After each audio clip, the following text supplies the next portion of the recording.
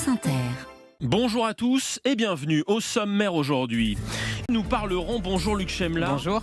de ce vigneron malvoyant. Ah oui, à 37 ans, Thibaut Vermillard est vigneron dans le Languedoc et souffre d'une déficience visuelle. Pour montrer que tout est possible malgré un handicap, il vient de monter un collectif, vous l'entendrez. France Inter. Le 13-14.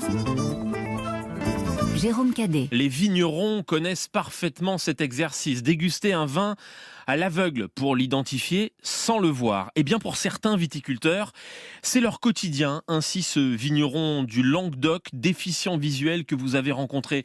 Il vient de lancer un projet pour montrer qu'on peut produire du vin tout en souffrant d'un handicap. Ah oui, Winemaker, c'est le nom du collectif créé en fin d'année dernière par Thibaut Vermillard, vigneron dans l'Hérault.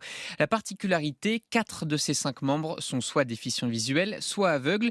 Et il y a parmi eux des non-professionnels du secteur, mais Thibaut est là pour tout chapeauter. Nous achetons des raisins à d'autres vignerons, nous les vinifions ensemble sur mon domaine que je mets à disposition. Nous faisons les assemblages en binôme et après nous commercialisons ces vins qui, au-delà de leur qualité propre, portent ces valeurs de diversité, d'inclusion. Parce qu'à mon sens, il y a un gros enjeu de rendre visible le handicap.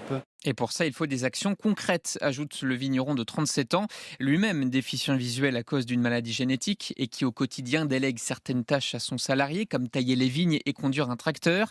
Et ce projet, c'est l'occasion de rendre visible le handicap dans l'agriculture. Car le handicap, Luc, peut être une force. Et je reviens sur le cas de votre vigneron. Oui, car Thibaut Vermillard l'explique, son handicap visuel l'oblige à s'adapter et à changer la manière de faire du vin. Le fait que ce soit un handicap sensoriel, ça permet de développer d'autres sens et justement d'avoir une approche qui est différente et qui aussi permet de raconter une autre histoire. Un vin qui est fait en ne s'appuyant pas sur le sens de la vue, c'est un vin aussi qui pourrait être dégusté en ne s'appuyant pas sur le sens de la vue, en verre noir ou tout simplement en fermant les yeux. Et les premières bouteilles du collectif seront commercialisées partout en France à partir de la mi-mars.